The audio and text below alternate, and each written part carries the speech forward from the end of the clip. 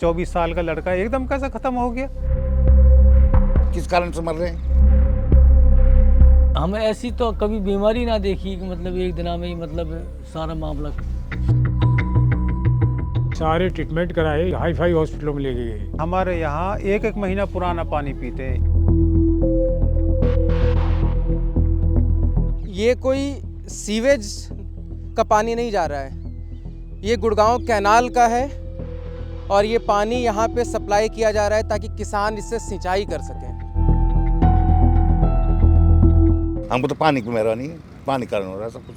वहाँ पे अभी तक 7 डेथ्स हुए थे और लास्ट डेथ जो रिपोर्ट हुई थी वो 11th को हुई थी। उसके बाद अब तक कोई डेथ नहीं है। 20 के लगभग में डेथ हो चुकी है। इसमें जवान बच्चे भी हैं और बुजुर्ग भी हैं। जो मौतें बता रहे हैं ना, मौतें तो हुई हैं 15 ही। जो पहले यहाँ डेथें हुई हैं वो ड्राइवर्स वगैरह की हुई हैं। अब समझो, जो ड्राइवर होते हैं वो ज़्यादातर फील्ड में रहते हैं, पूरे घूमते फिरते हैं, तो वहाँ से इन्फेक्शन उन्होंने कब लिया है ये क्या पता है। हरियाणा के पलवल जिले का ये वही छांयसा गांव है जहां हुई मौतें आज भी एक पहेली बनी हुई है। जनवरी के आखिरी सप्ताह में मौतों का सिलसिला शुरू हुआ और आज फरवरी के आखिरी सप्ताह में भी हेल्थ डिपार्टमेंट के पास इसका कोई जवाब नहीं है कि इतने सारे सडन डेथ्स की कोई एक वजह क्या है। ऑफिशियल रिकॉर्ड के अनुसार छांयसा में अब तक ऐसे 7 लोगों की मौत हो चुकी है जिनमें एक समान लक्षण पाए गए हों। वहीं सरपंच और ग्रामीणों का दावा है कि ये मौतें 15 से भी अधिक हैं। छांयसा में आखिरी मौत 11 फरवरी को मोहम्मद हकीमुद्दीन के बेटे दिलशाद की हुई थी। दोनों बाप बेटे चेन्नई में काम करते थे। कुछ दिन घर पर बिताने के बाद जनवरी के पहले सप्ताह में हकीमुद्दीन और उनके बेटे दिलशाद वापस चेन्नई चले गए। इसके लगभग 1 महीने बाद अचानक से दिलशाद की तबीयत बिगड़ गई, मगर हकीमुद्दीन अपने बेटे के साथ वापस पलवल लौट आए और तय किया कि वो यहीं पर बेटे का इलाज कराएंगे। घर आने के बाद में हमन यहाँ दिखाया तो अपने कस्बे में लेके गए हम हथीन में। उसका चेकअप कराया, खून जांच कराई, उसकी अल्ट्रासाउंड कराया तो उसमें बताया कि अल्ट्रासाउंड में कि इसके आंतों पे थोड़ी सूजन है, पित्त की थैली पे थोड़ी सूजन है। खून चेकअप कराया तो उसने बताया कि इसके तो पीलिया है, भाई इसको तो लल्लड़ हॉस्पिटल ले जाओ। उसको 9 तारीख को दोपहर के 12 बजे हमने उसको वहाँ लल्लड़ में हॉस्पिटल में दाखिल कर दिया था। जब उनके बेटे का इलाज चल रहा था तब तक हेल्थ डिपार्टमेंट अलर्ट मोड में आ चुका था। हकीमुद्दीन आरोप लगाते हैं कि उनके बेटे की भर्ती के 48 घंटों बाद तक भी उन्हें जांच रिपोर्ट नहीं दी गई थी। दाखिल कर दिया तो उन्होंने फिर 4 बजे तक मेरे लिए सैंपल दिए थे, 5 सैंपल दिए थे। 5 इनकी जांच कराओ, इसकी जांच होगी और इसको फला दुकान पर दिखाओ। 5 सैंपल दिए थे तो मैं उन जो डॉक्टरों ने जो दुकान बताई थी उसी दुकान पे मैं दिया है उनको, और उन्होंने कहा था कि भाई सुबह तक मिल जाएंगे। मैंने कहा ठीक है। उन्होंने मुझसे 5000 रुपये ले लिए। मैंने कहा ठीक है, कोई बात नहीं, सुबह तक दे देना। सुबह ही गया उनके पास तो उन शाम तक मिलेंगी। उनके पास मैं 10 बार चक्कर लगाता था, लेकिन उन्होंने वो तो जांच ही नहीं दी मेरे लिए। एक जांच दी, वो छोटी जांच थी, 4 जांच उन्होंने दी नहीं थी। यानी कि 47 घंटे के बाद भी मैं गया था उनके पास कि मेरे बच्चे की वो जो जांच है उन जांचों को दो भाई, जब भी तो डॉक्टर वो बताएंगे। तो उन्होंने यानी कि 48 घंटे के बाद में मेरे बच्चे की डेथ हो गई और उन्होंने डॉक्टरों ने कह दिया कि भाई इस बच्चे को हम नहीं बचा पाए। तो ये हम कहने का मतलब ये है कि डॉक्टरों की इतनी लापरवाही है वहाँ पे कि जांचों को अपनी हिसाब से दुकानों को पता नहीं सेट कर रखी है, क्या कर रखे हैं कि जो 48 घंटे के बाद भी उन्होंने जांच नहीं दी हमारे बच्चे की। सैंपल दे दिया तो उनको तो जांच टाइम पर देनी चाहिए ना। अब उसी बात से तो रुकेगा नहीं देंगे तो फिर तो वो चलता ही रहेगा सिलसिला। जब आदमी डॉक्टरों को किसी कुछ पता ही नहीं है और क्या बीमारी है क्या नहीं है, लास्ट में बता दिया कि इसका तो भाई यानी कि जो अंदर लीवर है वो ख़त्म हो गया। अरे ख़त्म एकदम, 24 साल का लड़का एकदम कैसे ख़त्म हो गया।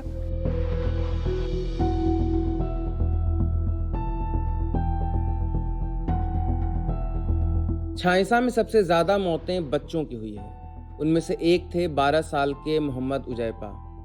शाम तक बिल्कुल स्वस्थ और अचानक रात को तबीयत बिगड़ गई। उसके बाद सिर्फ बमुश्किल 12 घंटों के अंदर ही उजैपा की मौत हो गई। उनकी मां शहनाज बताती हैं कि वो अपने बच्चे को लेकर अस्पताल दर अस्पताल भटकती रहीं, लेकिन बचा नहीं पाई। अच्छा, बुखार ही हुआ था। वैसे रात को सोते सोते की तो तबीयत खराब हुई। वैसे तो ठीक था वो, 1-2 दिन पहले ही कि रात को सोते सोते तबीयत खराब हुई एकदम। उसी टाइम उसे पलवल लेके गए थे, वहाँ ट्रीटमेंट चालू किया। वहाँ से फिर पलवल से फरीदाबाद रेफर कर दिया। उन्होंने कहा कि इसका इमरजेंसी में लीवर डैमेज हो चुका है। तो अभी मतलब भटकती रही? हाँ, ऐसे ही भटकते रहे। 10-12 घंटे के अंदर ही तो डेथ कर दूँगी। उजैपा के दादा इंडियन आर्मी के रिटायर्ड इंजीनियर रहे हैं। वो बताते हैं कि उन्होंने सारी कोशिशें की, लेकिन कुछ सोचने समझने का समय ही नहीं मिला। डॉक्टर ने लीवर फेलियर बता दिया। जबकि सारे ट्रीटमेंट कराए, ये नहीं कि उसको हल्की फुल्की हाई फाई हॉस्पिटलों में लेके गए। एसएसपी में लाखों रुपए ले लिए उन्होंने 12 घंटे के अंदर, 12 भी क्या 8 ही घंटे रहा। तो हाई फाई में लेके गए, फिर भी जो है बच्चा ना बचा।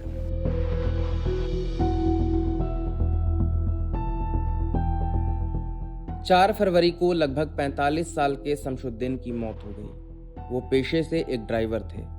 मौत के 1 सप्ताह पहले ही वो अपने घर से कोलकाता गए थे, मगर वहां जाते ही उनकी तबीयत खराब हो गई। इसके बाद वो फ्लाइट से दिल्ली आए और उन्हें अस्पताल में भर्ती कराया गया। यहाँ से 4-5 दिन पहले गए थे बंगाल गाड़ी लेकर। वहाँ पर गाड़ी 1-2 दिन खाली नहीं हुई थी। वहाँ पे उसको बुखार बन गया था। बुखार बनने के बाद वो हॉस्पिटल ले गए थे लड़का वहाँ पे, तो वहाँ ट्रीटमेंट कराया था। उसको आराम नहीं मिला था वहाँ पे। उसके बाद मैंने उसका टिकट बुक करा दिया, यहाँ फ्लाइट से बुला लिया घर पे। सीधा उसको हॉस्पिटल ले गए मेट्रो में उसका 2 से ढाई दिन इलाज चला था। वहाँ भी उसको आराम नहीं मिला। उसके बाद हमने रेफ़र करा लिया उसको गुड़गांव SGT में। वहाँ भी 2-2.5 दिन रहा था। उसके बाद 4 तारीख को 10-11 बजे से उसने दम दे दिया। शमशुद्दीन की मौत में भी वजह कॉमन रही, लीवर डैमेज। टेस्ट हुआ था मेट्रो में, उसका लीवर में दिक्कत थी, लीवर डैमेज बताया था उन्होंने। तो उसका उन घटनाओं से संबंध है जो जिसमें बाकियों की भी डेथ हो रही है? हाँ, वो लीवर में वही तो आ रहा, काला पीलिया जो है, हाई हेपेटाइटिस C/B जो चल रहा है, उसी में था।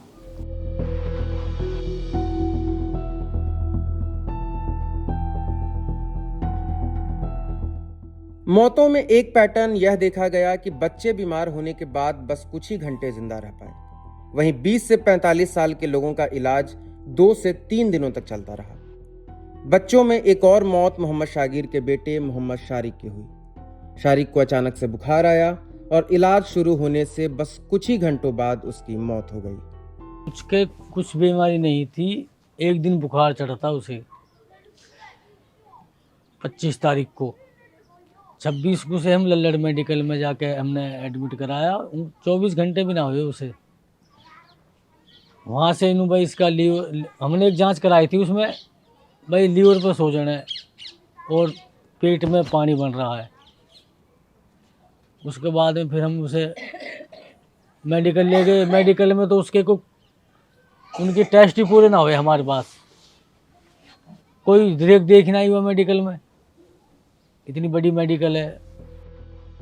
शारिक के पिता शागिर बताते हैं कि उन्होंने ऐसी कोई बीमारी ही नहीं देखी थी जिसमें इतनी जल्दी मौत हो जाए। बुखार बनने के बाद में उसके जांच कराई, भाई इसका तो लीवर डेड हो गया।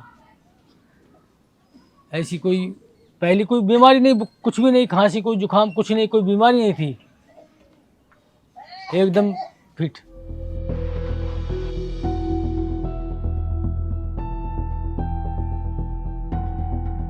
अब ये मौतें एक पहेली बनी हुई है। ग्रामीणों का दावा है कि इन मौतों की वजह दूषित पानी है। अंडरग्राउंड वाटर बिल्कुल भी पीने लायक नहीं है। अधिकांश लोगों ने अपने घर में टंकी बनवा रखी है। वो एक बार टैंकर से पानी मंगाते हैं और 1 महीने तक उसका इस्तेमाल करते हैं और उसी पानी को पीते भी हैं।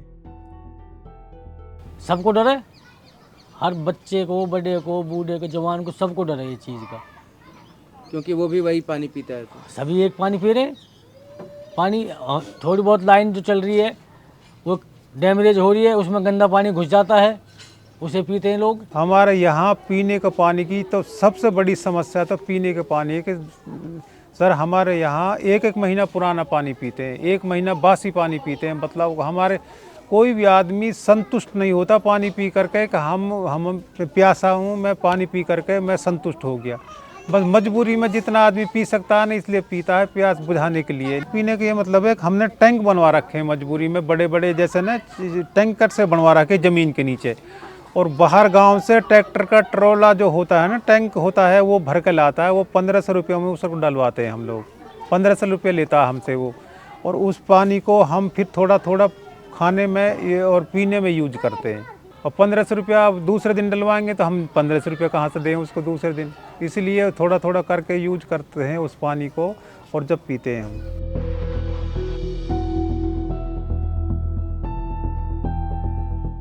इस गांव में सप्लाई का भी पानी आता है। गांव की 3 दिशाओं में गुड़गांव कैनाल का गंदा पानी भरा हुआ है। इन्हीं रास्तों से वाटर सप्लाई पाइपलाइन भी आती है, जो कि हमेशा 5 से 10 फुट पानी में डूबी रहती है। मेरे पीछे आप जो ये पूरा इलाका देख रहे हैं, ये सारा का सारा जलमग्न है। और पीछे कई एकड़ों तक स्थिति बिल्कुल ऐसी ही है, जो पहले कभी खेत हुआ करते थे। और यहीं से सप्लाई का भी पानी आता है, जो गांव की टंकी में जाता है, जो सरकार ने जो टंकी बनवाई थी। लेकिन कई जगहों पर लीकेज हो गए हैं, जिसकी वजह से ये जो ठहरा हुआ पानी है, लोगों का ये कहना है कि वो पानी कहीं ना कहीं उस टंकी में जाती है और इसे फिक्स नहीं किया जा रहा है। और उसी पानी की वजह से ये पूरी गंदगी फैल रही है, लोगों का हाइजीन ख़राब हो रहा है, और जिसकी वजह से लोगों को ये बीमारियां और तमाम चीज़ें हो रही हैं। हमारे साथ एक व्यक्ति मौजूद हैं जो लंबे समय से इस चीज़ के लिए लड़ रहे हैं। हमारे दर्जन भर गाँव हैं हतीन खंड में, तकरीबन 15-20 साल से तो ये जलमग्न हो रहे हैं। ये टापू बने हुए हैं, बरसात के अंदर टापू बन जाते हैं। क्यों पानी का कहीं भी निकाल, कुछ बरसात हो जाती, कुछ गुड़गांव कैनाल से अवैध रूप से चोरी हो रही। इसमें 1000 कनेक्शन मतलब गैर कानूनी लोगों ने चोरी करना शुरू कर दिया। तो मतलब ये चोरी करने वाले कौन लोग हैं, वो किस लिए चोरी कर रहे थे, और उन्होंने अपने खेतों की सिंचाई के लिए उन्होंने ये स्टार्ट किया होगा। तो फिर कैसे ये स्थिति बनती चली गई कि एकदम जो दूर यहाँ से कैनाल है और कैनाल का पूरा पानी अब इस इलाके में पसर गया और खेती नहीं होती? सर जी, आपकी बात सही है। जो ये गुड़गांव कैनाल है, यहाँ पहले सब कुछ पैदा होता था। कुछ 20 साल पहले कुछ लोग चोरी करने लगे।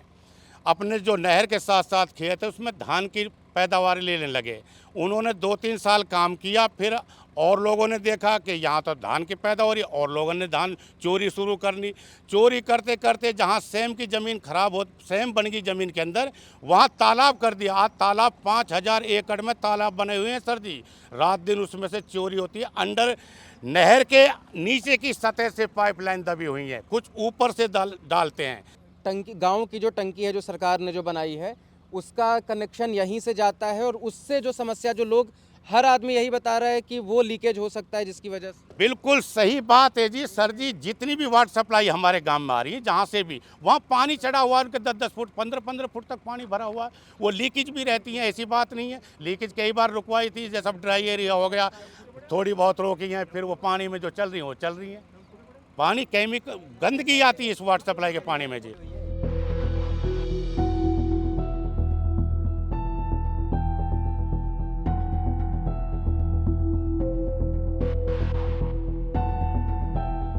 आपने कभी मोबिल की नदी बहती देखी है?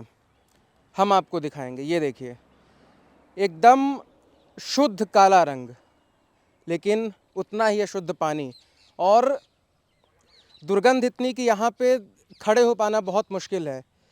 और ये कोई सीवेज का पानी नहीं जा रहा है, ये गुड़गांव कैनाल का है, और ये पानी यहाँ पे सप्लाई किया जा रहा है ताकि किसान इससे सिंचाई कर सकें। और ये चांसा गांव के ठीक बगल में है, और यहाँ से ये सब पानी आसपास के जितने भी खेत हैं दूर दूर तक, चाहे इस नहर के दाईं तरफ हो चाहे बाईं तरफ हो, यही फैला हुआ है। हम आपको दिखा रहे हैं, जिसकी चर्चा गांव वाले बार बार कर रहे हैं।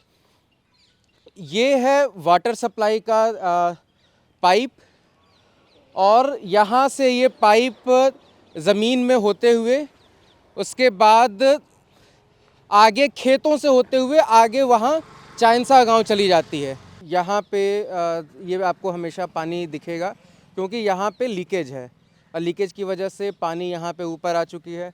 यही चीज़ आपको यहाँ दिखेगा। बहुत जगहों पे आपको थोड़ा थोड़ा दिखेगा क्योंकि इसी रास्ते से वो पूरा पाइपलाइन गया है और आगे जाके फिर वो गाँव की तरफ बाएं साइड में मुड़ जाती है और जो कि पानी से ढका हुआ रहता है। अब सोचिए कि अगर वो थोड़ा सा भी डैमेज होगा, थोड़ा भी लीकेज होगा, थोड़ा भी टेम्पर होगा तो उसको फिक्स कैसे किया जाएगा, क्योंकि वो 10 फीट 15 फीट 5 फीट जितना भी पानी है उससे वो ऊपर से ढका हुआ है, तो वो कभी फिक्स नहीं होता।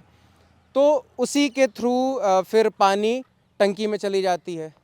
तो अब जो लोग टैंकलोरी का पानी नहीं खरीद सकते, टैंकर से पानी नहीं मंगवा सकते, वो उसी पानी का कंजप्शन करते हैं, चाहे वो अपने पशुओं को पिलाना हो, चाहे वो अपने घरेलू कामों में इस्तेमाल करना हो, और एट लास्ट पीने का भी मामला है। कई लोग कहते हैं कि हम उस पानी को पीते भी हैं। तो सोचिए कि जिस पानी के गंध को हम बर्दाश्त नहीं कर सकते, अगर वो पानी अगर किसी के घर में इस्तेमाल हो रहा हो घरेलू कामों में, तो सोचिए बीमारी किस लेवल तक पहुंचेगी। और अगर वो पानी इस्तेमाल नहीं भी होता है तो अगर ये गंदा पानी अंडरग्राउंड वाटर को किस लेवल तक कॉन्टेमिनेट करेगा, ये कितना ख़तरनाक कर सकता है आसपास की सारी स्थिति। लोग बताते हैं कि हमेशा कुछ न कुछ ऐसी मौतें अगल बगल में होती रहती है, लेकिन चूँकि इस बार मौतें बहुत ज़्यादा और बहुत ही सडन डेथ कई लोगों के हो गए, इसलिए ये इतनी ज़्यादा खबर में आ गई। नहीं तो हमेशा लोग यहाँ बीमार पड़ते रहते हैं और इस तरीके की मौतें होती रहती हैं। वाटर कंटेमिनेशन की समस्या को देखते हुए स्वास्थ्य विभाग ने इसको लेकर 110 घरों के वाटर सैंपल जांच किए थे। उन्होंने पाया कि 57 घरों के पानी में क्लोरीन की कमी है और अधिकांश घरों में इकोलाई बैक्टीरिया पाई गई। मगर जांच और जागरूकता के लिए गांव में कैंप कर रहे स्वास्थ्य विभाग के कर्मचारी पानी की समस्या को इन मौतों का कारण नहीं बताते। एक्चुअल में जो हेपेटाइटिस बी है और सी है, ये पानी से फैलता ही नहीं है, ठीक है जी। तो हर एक आदमी से पॉजिटिव नहीं हो सकता, ये एक्चुअल में ब्लड से होता है, वीर्य से होता है, सीरम से, तो उससे रिलेटेड है ये। तो उसमें ये नहीं है कि पानी की बदौलत ही फैल रहा है, इसमें ज़्यादा केस बी और सी के ही हैं और वो खून से फैल रहे हैं। जो पहले यहाँ डेथें हुई हैं वो ड्राइवर्स वगैरह की हुई हैं। अब समझो, जो ड्राइवर होते हैं वो ज़्यादातर फील्ड में रहते हैं, पूरे घूमते फिरते हैं, तो वहाँ से इन्फेक्शन उन्होंने कब लिया है ये क्या पता है।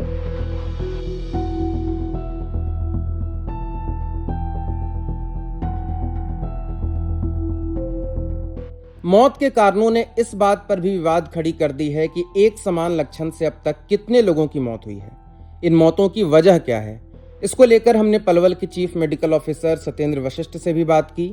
उन्होंने बताया कि एनसीडीसी यानी कि national centre for disease control की टीम लगातार जांच कर रही है और जब तक उनकी जांच पूरी नहीं हो जाती तब तक इन मौतों का कोई स्पष्ट कारण नहीं बताया जा सकता। थोड़ा सा लोगों में पैनिक है, बाकी और कुछ इस तरह का नहीं है। उनको डरने की ज़रूरत नहीं है, मैं बार बार यही अपील करूँगी, उनको डरने की ज़रूरत नहीं है, क्योंकि ये जो एक्यूट कॉज डेथ हुई थी जिनकी बहुत छोटी हिस्ट्री थी, उसका कारण ढूंढने के लिए हमारे पास दिल्ली से भी टीम आई है, क्योंकि उसके एग्जैक्ट कॉज जो है पूरी रिपोर्टें अभी आई नहीं हैं। पूरी रिपोर्टें आएंगी उनके ब्लड टेस्ट की, उसके बाद हम एग्जैक्ट कॉज उसकी बता पाएंगे कि ऐसा क्यों हुआ। क्योंकि जैसे वहाँ पे कुछ लोगों ने इस तरह की र्यूमर्स फैला दिए कि जो हेपेटाइटिस बी या सी की वजह से डेथ्स हुई हैं, ऐसा नहीं है, क्योंकि हेपेटाइटिस बी और सी की वजह से एकदम डेथ कभी भी नहीं होती है। तो मैं यही कहना चाहूँगी कि आप इन सब अफवाहों के ऊपर ध्यान ना दें, नॉर्मल लाइफ अपना जिएं और जितने भी प्रिकॉशंस वहाँ पे बताए जा रहे हैं हेल्थ वालों की तरफ से, हेल्थ डिपार्टमेंट की तरफ से, वो सारे प्रिकॉशंस लें। सीएमओ ने बताया कि इन एक समान लक्षण से अब तक 7 मौतें हुई हैं। वहाँ पे अभी तक 7 डेथ्स हुए थे और लास्ट डेथ जो रिपोर्ट हुई थी वो 11th को हुई थी। उसके बाद अब तक कोई डेथ नहीं है, ना ही हमारे पास ओपीडी में वहाँ पे कोई ऐसे सीरियस पेशेंट्स आ रहे हैं या एडमिटेड पेशेंट्स हैं। और जो वहाँ का जो स्थिति है वो अब कंट्रोल में है, नियंत्रण में है। मगर गांव के सरपंच का कहना है कि आंकड़ों में संख्या को कम दिखाने के लिए 50 वर्ष से ऊपर के लोगों की मौत को नेचुरल डेथ बता दिया गया, जबकि उनकी मौतों में भी वजह यही रही। सीएमओ कह रही हैं कि सिर्फ 7 मौतें हुई हैं और आप जैसे कह रहे हैं कि 15 मौतें हुई हैं, तो ये सीधे आधे मौतों का जो ये आंकड़ा है, क्या आप लोगों ने उनको नहीं दिया या उनको कंसिडर नहीं कर रहे? वो ऐसा जी, वो जो मौतें बता रहे हैं ना, मौतें तो हुई हैं 15 ही, लेकिन जो मौतें बता रहे हैं हेपेटाइटिस भी है जो उससे मौतें वो हुई है, वो बता रहे हैं उनका आंकड़ा 7। वो जो उनका आंकड़ा बता रहे हैं वो मौतें तो इतनी है, लेकिन जो आंकड़ा उसका है ना, उसका हेपेटाइटिस बी का, उसका आंकड़ा ये 7 बता रहे हैं डॉक्टर। लेकिन हमसे उन्होंने ये कहा कि अभी वो बता नहीं सकती कि मौतों की वजह क्या है, और आपको ये कह रही हैं ना वो वजह तो देखो वो ही जान सकते हैं, डॉक्टर ही जान सकते हैं। स्वास्थ्य विभाग का कहना है कि कुछ मौतें व्यक्ति के अधिक उम्र होने के कारण हुई, जबकि उनके घर वालों का कहना है कि ऐसा नहीं था। इनमें से एक 75 साल के हसन मोहम्मद भी थे, जो सेना से रिटायर्ड जवान थे। उसको बीमारी उन्होंने ये बोला, हम कुछ पता ही नहीं। तीसरे दिन बोला, मैं बोला इसको लीवर खराब है और गुर्दे खराब। कैसे हो जाएंगे अचानक? लीवर और गुर्दे अच्छे थे, सलामत थे, चेकअप भी कराते थे, मतलब 24 घंटे में लीवर डेड हुए, कैसे हो जाएंगे खराब है? तो उन्होंने बोले कि हम बोले कि हम आप लीवर ट्रांसफर करा देंगे। नो ठीक है, मैं निकालो इसको। नहीं जी, नहीं निकलते ही मर जाएंगे। चलो भाई, फिर भी जैसे डॉक्टर बोलते हैं हम तो उनको एतबार करते हैं। हमारा मरीज अच्छा हो जाए कोई बात ना, हम लीवर और किसी हॉस्पिटल को और को लिख दो, हम तो वहाँ से करा लेंगे। तो फिर 5-10 मिनट बाद ही बोल दिया जी वो तो मतलब खत्म हो गए। 4 फरवरी को 8 साल की एक लड़की पायल की भी मौत हो गई। परिवार के लोगों का कहना है कि उसकी मौत भी बिल्कुल इसी तरह से हुई थी, लेकिन स्वास्थ्य विभाग ने उसकी मौत का कारण ब्रेन संबंधित समस्या बताई है। रिपोर्ट उन्हें दी ना, जब मर गई वो लड़की तो लड़की की डेड होगी, तो हम वहाँ से रिपोर्ट उनको क्या करें जब लड़की चली गई, हमारी पोती चली। ऑफिशियली अब तक जिन 7 लोगों की मौतें हुई हैं, उनमें 4 लोगों को हेपेटाइटिस बी पॉजिटिव बताया गया है। चाहे वह पानी हो या फिर हेपेटाइटिस, स्वास्थ्य अधिकारी दोनों को सडन डेथ का कारण मानने से इनकार करते हैं। फिर भी स्वास्थ्य विभाग और एनसीडीसी की टीम लगातार जांच कैंप लगाई हुई है। गांव के लोगों की लगातार स्क्रीनिंग चल रही है। 20 फरवरी तक हुए स्क्रीनिंग में छांयसा के 11 लोग हेपेटाइटिस बी और 40 लोग हेपेटाइटिस सी पॉजिटिव पाए गए हैं, यानी कि कुल 51 केसेस। ये अपने आप में बहुत ही भयावह जरूर है, लेकिन सडन डेथ का कारण तो नहीं हो सकता। वहीं स्वास्थ्य विभाग अपने बचाव में कई मौतों को नेचुरल डेथ बता रही है, जिससे लोगों में खासी नाराजगी है। तो फिलहाल गांव के लोग एकदम पैनिक मोड में हैं। हालांकि 11 फरवरी से अब तक एक भी मौत दर्ज नहीं हुई है, जिसकी वजह से थोड़ी राहत ज़रूर है। यहाँ के लोगों का यह दावा है कि ये सारी मौतों की वजह दूषित पानी है। वहीं जांच कर रहे हेल्थ केयर वर्कर्स का कहना है कि हेपेटाइटिस का अर्ली डिटेक्शन ना हो पाना इन मौतों की वजह बना है।